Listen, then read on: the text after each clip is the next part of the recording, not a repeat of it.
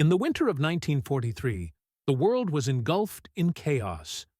Europe burned beneath the iron weight of the Nazi war machine. From the frozen steppes of Russia to the shattered streets of Rome, the earth itself seemed to tremble under the relentless thunder of tanks, the wail of sirens, and the echoing cries of men who no longer remembered peace. The Allies had already paid in blood for every mile reclaimed from the Reich. But beneath the surface of this vast and terrible conflict, something unusual was taking shape. An army unlike any that had ever existed before. Every movement, every convoy, every whisper on the radio could reveal the Allies' next step. To mislead the enemy would require something entirely new. A force designed not to fight, but to trick. The inspiration came partly from earlier British deception units like those that had helped camouflage the North African campaigns, but the Americans wanted something grander, bolder, and far more mobile. They needed a force that could paint entire armies out of thin air. By early 1944, under orders from the Supreme Headquarters Allied Expeditionary Force, SHIEF, plans were set in motion for a secret unit whose existence would remain classified for decades. The War Department quietly gathered artists, designers, engineers, and sound specialists from across the country. Many were young men from art schools in New York and Philadelphia, dreamers with sketchbooks instead of rifles. They were sculptors, painters, architects, even Broadway stage designers. To them, the idea of using art to wage war was both surreal and irresistible. One of them later recalled, "We didn't just paint camouflage, we painted entire illusions. We were artists playing God."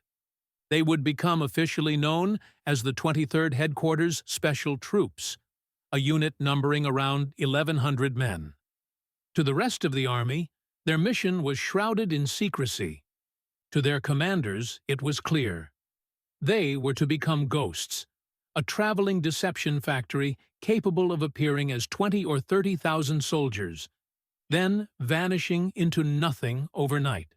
Their weapons would include inflatable rubber tanks, fake jeeps and aircraft, loudspeakers capable of projecting sound for miles, and radio trickery sophisticated enough to fool German intelligence officers. Every movement they made would be choreographed like a stage play. Every detail, from tire tracks to tent patterns, had to appear real. The battlefield would become their canvas. The recruits trained in total secrecy. At Camp Forest, Tennessee, and later at Camp Pine, New York, they rehearsed their craft like actors preparing for the most important performance of their lives. They learned how to inflate a Sherman tank in under 20 minutes, how to arrange fake artillery in convincing formations, and how to mimic the chatter of military radio networks. They practiced building fake camps with dummy soldiers made of wood and burlap. They even studied the behavior of real soldiers, how they walked, smoked, and talked, so they could impersonate them perfectly. It was as if a group of artists had been handed the tools of war and told to create a masterpiece of deception. By mid-1944, as D-Day approached, the Ghost Army was ready for its first act. Their purpose was to support the advancing Allied forces by confusing German reconnaissance. They would stage entire phantom divisions in one area to draw enemy fire and attention away from real troop movements elsewhere. In this deadly game of shadows, success depended not on strength, but on believability. If their illusion failed, the Germans could strike the real units and destroy thousands of lives. If it succeeded, entire battles could be won without firing a single shot. At the heart of this effort was a paradox. A war fought through creativity. Never before had art been weaponized on such a scale. The same brush strokes that once painted peaceful landscapes were now used to sculpt false horizons of war. Music that once filled concert halls was transformed into recordings of roaring engines and rumbling convoys. Engineers from Bell Labs experimented with recording and amplifying the sounds of real tanks so they could be projected across the night sky. In one training exercise, the soldiers played the sound of an armored division moving through the forest, and even their own officers were fooled. For these young men, the line between reality and illusion blurred with every passing day. Some of them joked that they were living inside a surrealist painting, a world where rubber tanks loomed in the mist, where artists wore helmets, and where silence could kill. Yet behind the laughter, there was an awareness of danger. Though they were not frontline combat troops, they operated close enough to the enemy to be shelled or captured. If taken prisoner, they would have no protection under the Geneva Convention. Their very existence was a military secret. As they prepared to cross the Atlantic, the Ghost Army's members understood the gravity of their role. They would fight an invisible war, one that would never appear in headlines or medals. They were told not to keep diaries, not to write home about their mission, and not to expect recognition. History, for a long time, would not even know they existed. But that did not matter. What mattered was the illusion. If they could deceive the enemy, if their shadows could save lives, then their art would have purpose. When they landed in Europe shortly after D-Day, they brought with them an arsenal of imagination. Packed into their transport ships were hundreds of inflatable vehicles, miles of cable for speakers, paint for markings, and scripts for false radio transmissions. They were ready to turn the fields of France into a stage. And as they rolled onto the war-torn continent, they did not yet realize that their deception would soon become one of the greatest unsung stories of World War II. The soldiers of the Ghost Army stepped into the darkness of a continent in ruins, a place where truth had already become the first casualty of war. Yet, unlike most armies, their mission was not to restore truth, but to manipulate it. They would move in silence, conjure armies out of nothing, and vanish before dawn. They would become the phantoms that haunted Hitler's generals, the invisible artists of victory. And though the world would not hear their names for decades, the echo of their illusions would help shape the course of the war itself. In the shadows of war, they were light. In a world of death, they were deception. And their story, hidden beneath layers of secrecy, was only just beginning. By the summer of 1944, the beaches of Normandy had become the crucible of liberation. Operation Overlord had begun, and Europe was trembling beneath the combined weight of Allied steel. But while tanks roared inland and infantry fought from hedgerow to hedgerow, a secret convoy moved silently through the French countryside. Trucks without markings, guarded by men who carried sketchbooks instead of rifles.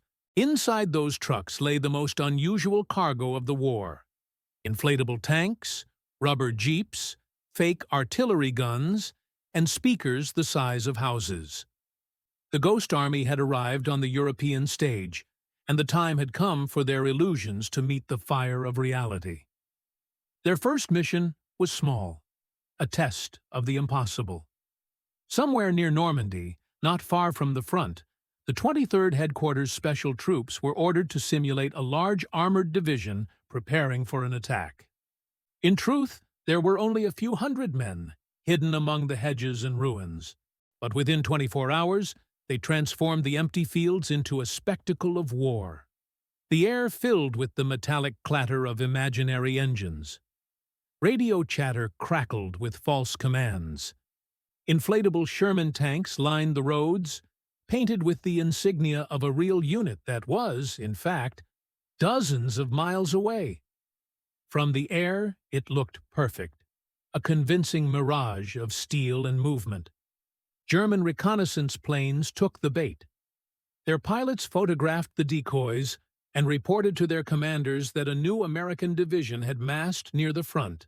Within hours, enemy artillery began shelling the area, bombarding fields of rubber and air. Not a single real soldier was harmed. The deception had worked. The Ghost Army had officially entered the war. From that moment, their operations grew in scale and boldness. The unit became a traveling theater of deception, moving wherever the front demanded illusion. Their structure was divided into four main components, each playing a critical role in the symphony of lies. The first was the Visual Deception Unit, commanded by the 603rd Camouflage Engineers. These men were artists and set designers. Their world was color, texture, and light. They studied how sunlight reflected off real tanks and how shadows curved across their surfaces. They built inflatable vehicles from rubberized fabric, painted them in exact camouflage patterns, and positioned them to catch the perfect angle of dawn. Even the smallest details, tire tracks, footprints, the arrangement of tents, were carefully designed to fool enemy scouts. The second group, the Sonic Deception Unit, consisted of the 3132nd Signal Service Company, Special. Working alongside engineers from Bell Labs, they created the soundscape of war. They recorded the noise of moving columns, tank treads, hammering, and shouted commands, then played them through 500-pound amplifiers mounted on half-tracks. These speakers could project sound up to 15 miles, filling the night with the illusion of entire divisions maneuvering in the dark. The Germans, listening from across the river or hidden in forests, believed they were surrounded by massive forces. The third element, the Radio Deception Unit, operated by the 406th Signal Company, was composed of expert radio operators who mastered the art of mimicry. They intercepted and studied Allied communications to replicate the exact rhythm and personality of real divisions' transmissions. Every officer had a unique radio fingerprint, a style of speech, a cadence of code. The Ghost Army operators imitated them so perfectly that even friendly forces sometimes believed they were the real units. Through carefully timed messages, they created an invisible army in the ether, convincing the Germans that tens of thousands of soldiers were preparing to attack where, in reality, there were none. Finally, there was the Special Effects and Security Unit, responsible for maintaining the illusion on the ground. They painted false insignias on trucks, created fake headquarters signs, and even acted as officers in nearby villages, drinking in cafes, spreading rumors, and letting intel slip to German spies.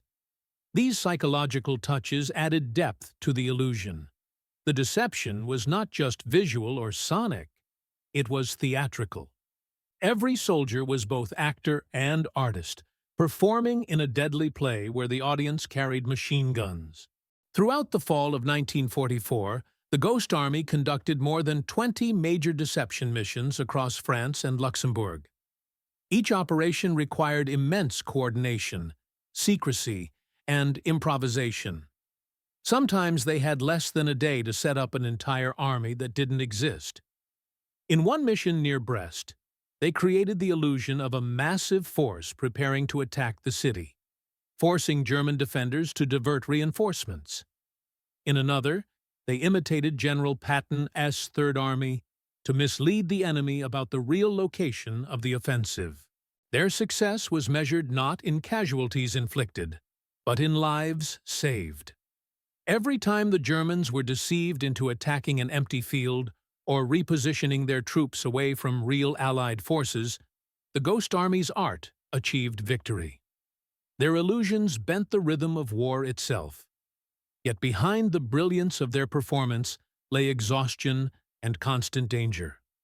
Setting up inflatable tanks and sound equipment within artillery range meant operating under the threat of sudden bombardment. In one chilling episode near the Loire River, German aircraft discovered their position and bombed the site. Several men were killed. For the survivors, it was a grim reminder that even deception had its price. But despite the losses, morale remained high. There was pride in their secrecy, in being the invisible ones. They called themselves the Traveling Road Show, joking that they were the only army that moved forward without fighting. In the evenings, after the illusion was complete and the danger passed, they often sketched the ruins around them or painted the faces of villagers who had survived the war. The Ghost Army's camp was unlike any other, filled with laughter, art, and the strange hum of creativity blooming amid destruction. As the months passed, their reputation spread quietly among Allied commanders. Reports circulated of the mysterious unit that could conjure divisions out of nothing, that could make the enemy see ghosts. General Omar Bradley himself would later acknowledge their importance, noting that their operations had played a significant part in the success of the campaigns in Western Europe. But for the men on the ground, glory was irrelevant. Their task was to vanish, to leave behind only the echo of movement, the shadow of power. By the end of 1944, the Ghost Army had perfected the art of illusion.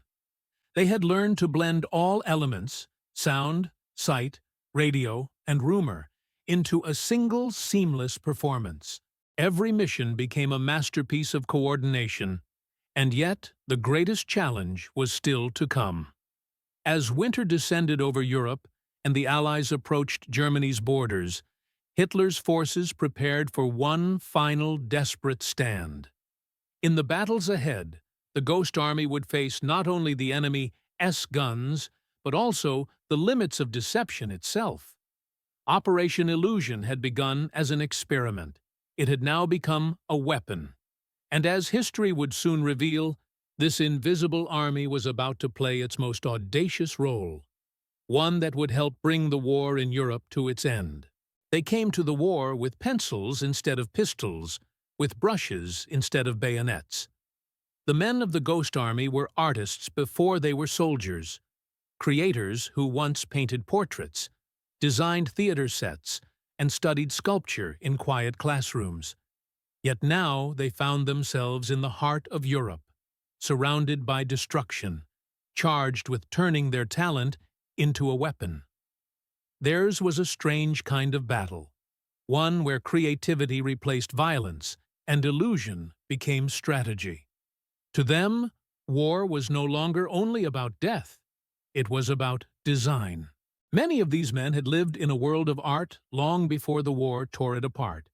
They had studied at Yale, Cooper Union, Pratt, and the Art Institute of Chicago. Some were already well known in their fields. Bill Blass, who would later become a world-famous fashion designer. Ellsworth Kelly, whose minimalist paintings would one day hang in the great museums of the world. And Art Kane, who would go on to photograph some of the most iconic figures of the 20th century. But in 1944, they were young and anonymous, wearing the same olive-green uniforms as everyone else. Their sketchbooks were filled not with graceful lines of beauty, but with the harsh geometry of war. Tanks, trenches, and ruined towns. They saw things differently than most soldiers. Where others saw destruction, they saw composition. Where others saw chaos, they saw color and contrast. This perspective allowed them to transform the battlefield into something almost theatrical. When tasked with setting up a fake armored division, they didn't simply inflate rubber tanks and place them in random positions. They studied the landscape as if it were a stage. They considered the way sunlight would strike the canvas at dawn, how shadows would fall, and how distant observers might perceive depth. Their eyes became instruments of deception. A single misplaced detail, the angle of a barrel, the texture of mud, could betray the illusion. So they obsessed over every inch. Working under the 603rd Camouflage Engineers, the artists treated every operation as both an engineering problem and an artistic challenge. They painted insignias on vehicles to imitate real divisions. They arranged dummy tanks in convincing formation patterns, leaving just enough tire marks to suggest heavy traffic. They strung up wires and telephone poles to make the site look lived in. Even small details like laundry hanging on clotheslines or smoke rising from fake campfires were carefully crafted. Everything was art, but art designed to fool spies and pilots, not to inspire galleries. One soldier later said, "We were the only artists whose work could never be signed." It was a bitter truth. Their greatest masterpieces were meant to be destroyed, bombed, or dismantled within days. Once the illusion served its purpose, it vanished like a dream at dawn. There would be no exhibitions, no applause, only silence and secrecy. Despite the danger and exhaustion, creativity thrived within their ranks. In moments between operations, they drew everything they saw. From burning villages to weary refugees, from fellow soldiers asleep in the mud to the strange, ghostly shapes of their own inflatable tanks. Their sketches, made with trembling hands in freezing weather, would one day become some of the most haunting artistic records of World War II.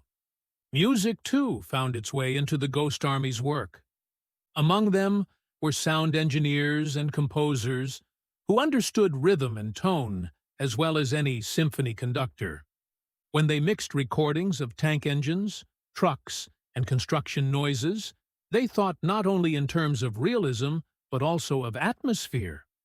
The sound of an army moving had its own tempo, a pulse that could deceive the ear as effectively as a painting could deceive the eye. They saw it as expression, a testament to the power of the human mind. In their hands, creativity became a shield. Every fake tank that drew enemy fire meant fewer casualties among real soldiers. Every convincing illusion was an act of protection. In this way, art became not only a tool of war, but a means of saving lives. Their unique background also shaped how they interacted with local civilians. When they moved through liberated villages, they often sketched portraits of children or helped repaint damaged signs. Some traded drawings for bread or wine. To many Europeans who had lived under occupation, these American artists seemed like magicians, young men who could conjure armies and laughter out of nothing. For the Ghost Army, these brief human moments were reminders of why they fought, not for glory, but for a world where creation could once again replace destruction. Yet, behind every smile and sketch, the secret weighed heavily. They could never reveal the truth of what they did, not even to the soldiers they deceived, not even to their families back home. Their mission demanded silence, because a single careless word could unravel entire campaigns.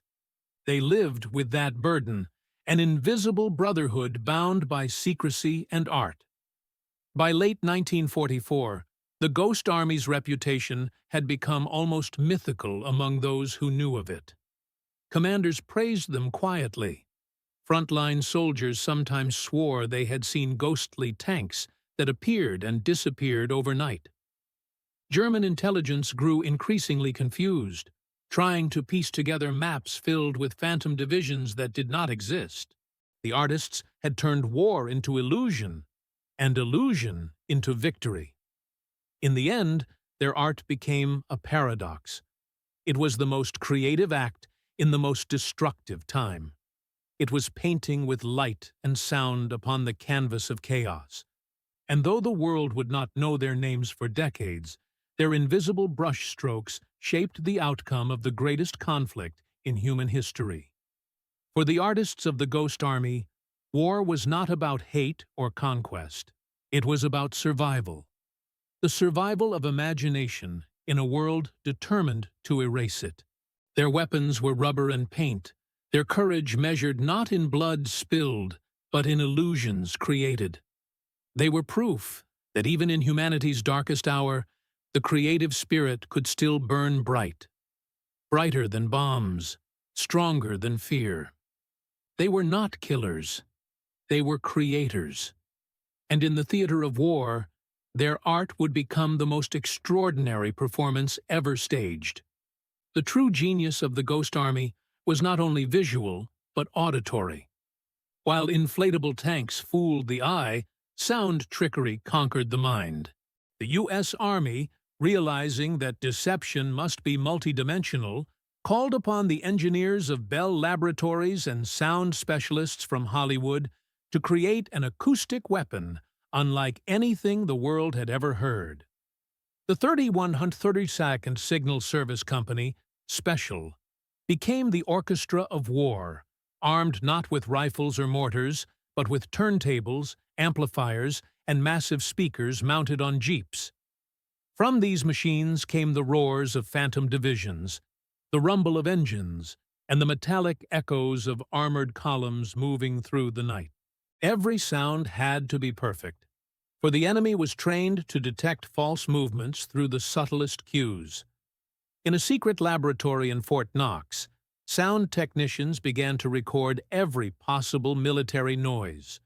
Trucks starting, gears shifting, tanks grinding through mud, pontoon bridges being constructed, even the footsteps of marching boots. These sounds were captured on large discs, meticulously catalogued, and tested in open fields to calculate their audible reach. The engineers discovered that a single loudspeaker could project tank movement up to 15 miles away. Using this, they designed elaborate soundscapes that could make a small convoy seem like an entire armored battalion on the move. The art of deception had become an exact science. When deployed in Europe, the sound crews worked closely with visual units. If the visual artists built a fake tank column near a forest, the sound men positioned their speakers to match the visual rhythm of movement. They layered the recorded noises carefully. Engines revving, metal clanking, soldiers shouting commands in English, sometimes even in German to sell the illusion. These operations were conducted mostly at night, when the darkness concealed the visual flaws but sound traveled farther. German reconnaissance patrols often reported entire armored divisions advancing, where in truth only a few men and loudspeakers stood in the shadows. The most complex of these operations occurred in Normandy, and later near Metz. During Operation Bettembourg, for example, the sound teams recreated the arrival of the 2nd Armored Division, a formation that wasn't actually there. For 2 nights, they played loops of vehicle sounds and bridge construction, fooling the Germans into shifting their defenses toward the Phantom Army. This allowed real Allied troops to slip through less defended areas. The Germans bombarded empty fields for hours, while the Ghost Army silently packed up and moved to its next illusion. Behind every successful ruse was weeks of preparation. Engineers had to account for wind direction, terrain echo, and even humidity, as each could alter how sound carried through valleys and forests. Soldiers would lie in the grass, listening, taking notes, fine-tuning the pitch of a Sherman tank engine until it sounded authentic. Many of these men had been audio engineers or radio technicians in civilian life. They brought with them a love of precision and an artist's ear for realism. The irony was not lost on them, that their job was to create perfect lies in the service of truth. Sometimes the sound war became as dangerous as the real one. German patrols, deceived by the noise, would suddenly open fire, forcing the sound trucks to flee under cover of darkness.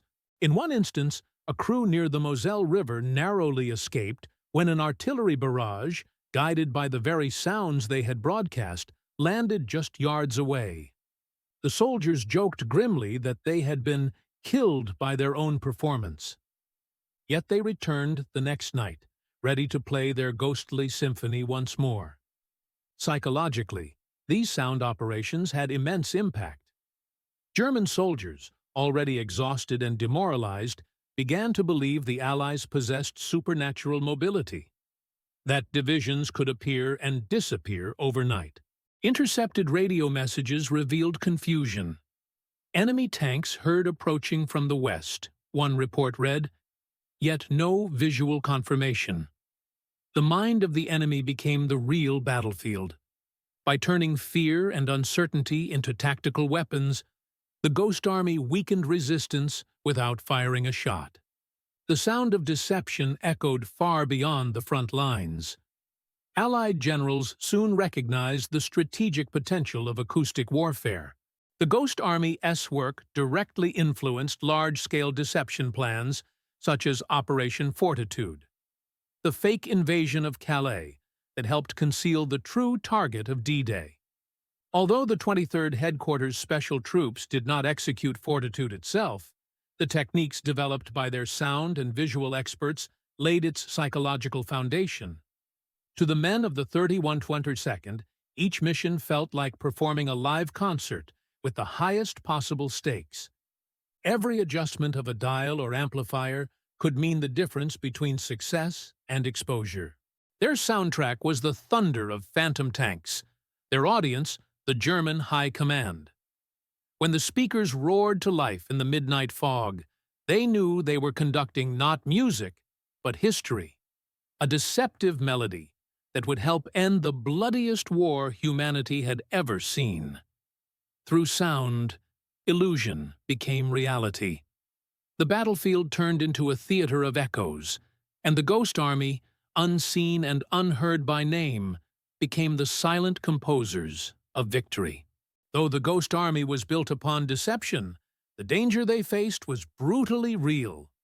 Their battlefield was not imagined. The bullets, bombs, and blood were no less lethal because their weapons were made of air and sound. Unlike regular divisions, these men had no heavy artillery or armored protection, only rubber tanks, paintbrushes, and amplifiers. Yet they operated within striking distance of the enemy, often serving as the fragile front line of illusion that shielded true Allied movements. Every fake camp they erected, every tank they inflated, could at any moment become a target for German artillery. They lived with the haunting knowledge that one wrong move, one exposed illusion, could lead to massacre. By late 1944, as the Allies pushed deeper into France and Belgium, the 23rd Headquarters Special Troops began to work closer and closer to enemy lines. Many operations were conducted within a few miles, sometimes even a few hundred yards, of German positions. The soldiers would sneak into empty fields under cover of darkness, setting up their inflatable armor, stringing cables, and arranging dummy artillery while the distant thunder of real war echoed through the night. Often, they could hear German voices or dogs barking from across the river. Sleep was rare, nerves were stretched thin, and yet their work demanded calm precision. One such mission took place near the town of Troy. The Ghost Army was ordered to simulate an entire armored division to divert German troops away from a critical bridge crossing. As dawn approached, enemy aircraft spotted the fake camp. Bill Blass, who would later become a world-famous fashion designer, spent his nights drawing camouflage patterns by lantern light. Other members, like Ellsworth Kelly, a future modernist painter, found themselves sketching explosions and destroyed villages between missions. For them, the war was both a horror and a canvas, a place where art had to serve survival. But deception demanded discipline. Each operation was meticulously planned, from the angle of fake tank tracks to the distribution of mess tents. The soldiers learned how to imitate the habits of full divisions, leaving boot prints in the mud, scattering empty ration cans, even constructing fake latrines. They hung laundry on lines, arranged helmets casually on crates, and staged mock arguments near the road where German spies might overhear. Every detail mattered. A misplaced shadow or a silent campfire could unravel the illusion and bring disaster. The psychological toll was immense. They were not permitted to reveal their true mission to other Allied units. To most soldiers, the 23rd Headquarters Special Troops appeared to be just another support company. Eccentric, perhaps, but unremarkable. Only a handful of senior officers knew that these men were performing some of the most critical and secret work of the war. This secrecy isolated them. They could not share their experiences, their near-death encounters, or their triumphs. When comrades from other divisions died in battle, the Ghost Army could not join them in open combat. They had to stay in the shadows, pretending to be something they were not. While struggling to free the vehicles, they came under fire from a German patrol. The soldiers returned fire briefly, then vanished into the woods, leaving behind nothing but the faint hum of their equipment and the tracks of invisible tanks. Some did not return. Records reveal several casualties, men who died without recognition, their families unaware of the extraordinary nature of their service. For decades, their bravery remained classified. Official reports referred vaguely to tactical deceptions, never naming the artists who risked their lives to make them possible. As the front moved eastward, the Ghost Army followed, carrying with them both the tools of illusion and the scars of reality. They had become masters of transformation, of turning fear into strategy, of surviving through imagination. The war had changed them. They were no longer simply artists or engineers. They were warriors of shadow, men who fought with creativity instead of violence. But they also understood that their mission, however noble, demanded the same courage as any soldier's charge under fire. They stood between two worlds, the world of deception and the world of truth. In that narrow space, where illusion met death, they learned what it truly meant to serve. By March 1945, the war in Europe was reaching its final and most perilous act. The Rhine River, wide, swift, and deeply fortified, stood as Nazi Germany's last great defensive barrier. To cross it was to strike at the heart of the Reich itself. The Allies knew that a direct assault would cost thousands of lives. But perhaps, just perhaps, illusion could once again open the way. The 23rd Headquarters Special Troops, veterans of deception from Normandy to Luxembourg, were summoned to stage their grandest performance yet, an operation so daring that even seasoned generals doubted its feasibility. Their mission was to create the illusion of a massive crossing by the U.S. 30th and 79th Infantry Divisions near the town of Wesel, while the real crossing would take place miles away under General Omar Bradley's command. If successful, this deception could divert German artillery and reinforcements, saving untold numbers of Allied soldiers. The plan was codenamed Operation Viersen, though to the Ghost Army it became known simply as the Show. The stage was set along the western bank of the Rhine. For days, reconnaissance aircraft spotted heavy German concentrations on the opposite shore. Every approach was covered by guns, every bridge demolished. To mislead the defenders, the Ghost Army needed to convince them that an invasion was imminent exactly where none would occur. Under the cover of night, trucks rolled in carrying inflatable tanks, jeeps, and artillery pieces. Engineers erected dummy landing craft along the riverbank, complete with pontoon sections that gleamed faintly under the moonlight. Sound specialists positioned their loudspeakers to broadcast the chaos of a phantom army preparing to cross. The grind of engines, shouted orders, and the clang of metal against steel. They even recorded the rhythmic splash of boats entering water and the sharp whistle of river crossings. The deception was total, multi-layered, and alive. Visual deception teams worked tirelessly, sketching camouflage nets, painting shadows on the ground to mimic tank columns. On March 20th, the illusion reached its peak. The sound of heavy artillery echoed across the river. Flashes of light danced in the darkness as pyrotechnic crews simulated muzzle fire. German spotters reported mass movement along the Rhine's west bank and immediately called for reinforcements. Within hours, 2 full German divisions were redeployed toward Wesel, away from the real crossing point to the south, where General Bradley's forces were silently constructing their true pontoon bridges. The deception held beautifully. When the real Allied armies struck, the Germans were caught off balance. Their artillery aimed at ghosts, their reinforcements marched toward phantoms, and by the time they realized their mistake, it was too late. The Allies had crossed the Rhine with minimal resistance. The path to Germany lay open.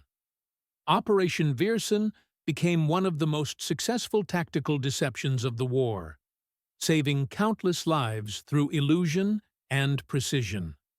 But for the men of the Ghost Army, victory carried a strange melancholy. They had played their part flawlessly, yet their triumph remained invisible. As they watched the real armies march past, flags waving and cameras flashing, the deceivers quietly dismantled their inflatable tanks and packed away their amplifiers. The riverbank that had once roared with the noise of fake warfare fell silent again, leaving behind nothing but footprints and deflated rubber. For those who lived through it, the crossing of the Rhine was the culmination of everything they had learned. The art of misdirection, the courage of secrecy, the fine balance between imagination and reality. They had transformed the chaos of war into a stage performance where the cost of failure was death.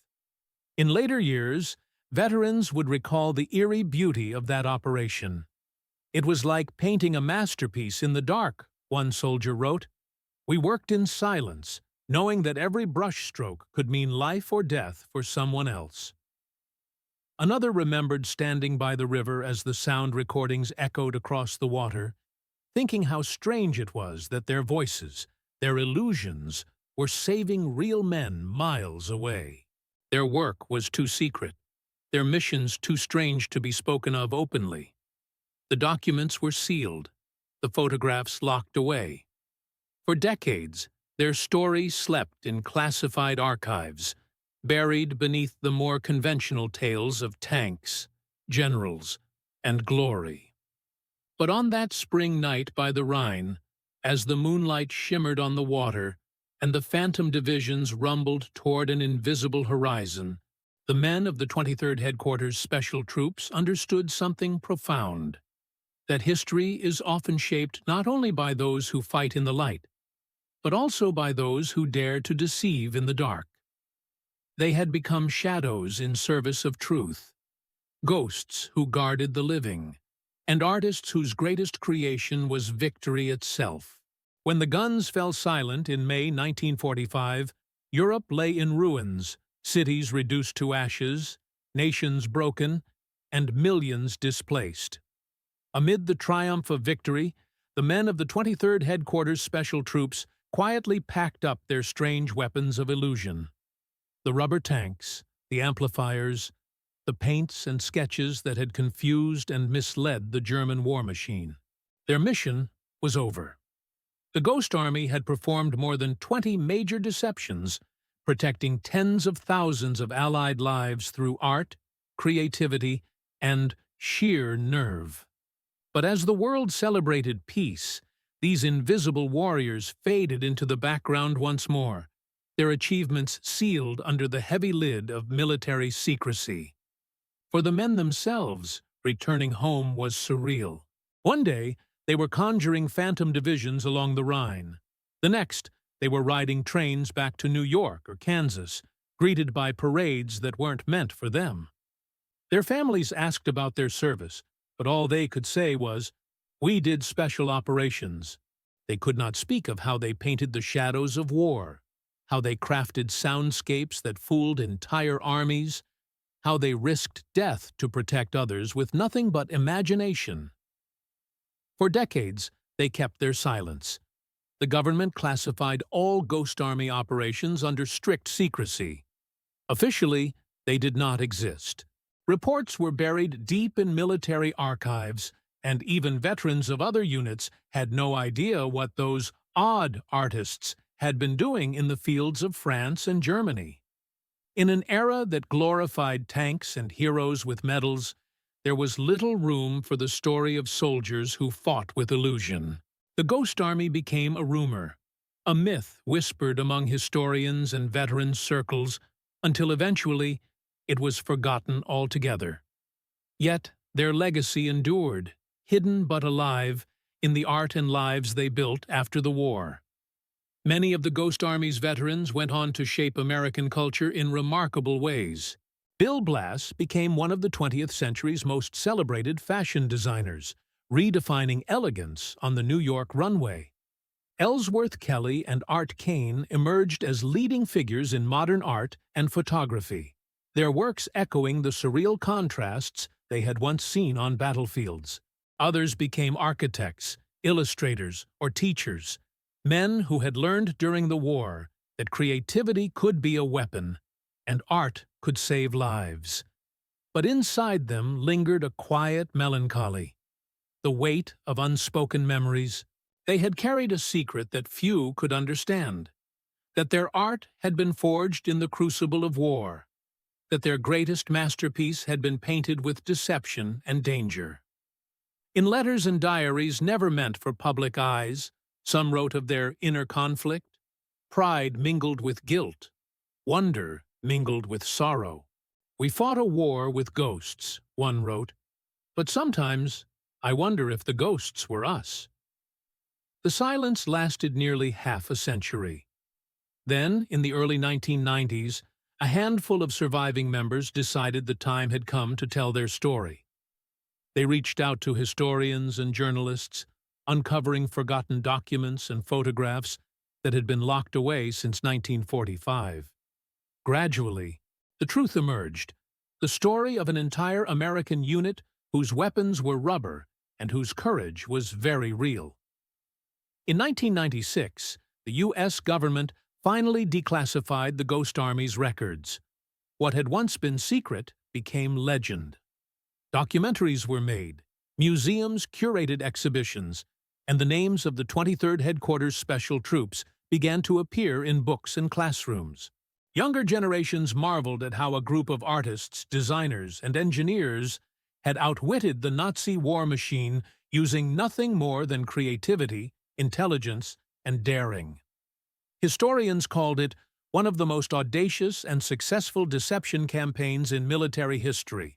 The Ghost Army had finally stepped out of the shadows, not as mere tricksters, but as innovators who changed the way wars would be fought forever. In 2022, nearly 80 years after their secret missions, the United States Congress awarded the Ghost Army the Congressional Gold Medal, one of the nation's highest honors. Only a few veterans were still alive to receive it. As they stood before the cameras, their once young faces now lined by age, they spoke humbly of the past. "We didn't carry guns," said one.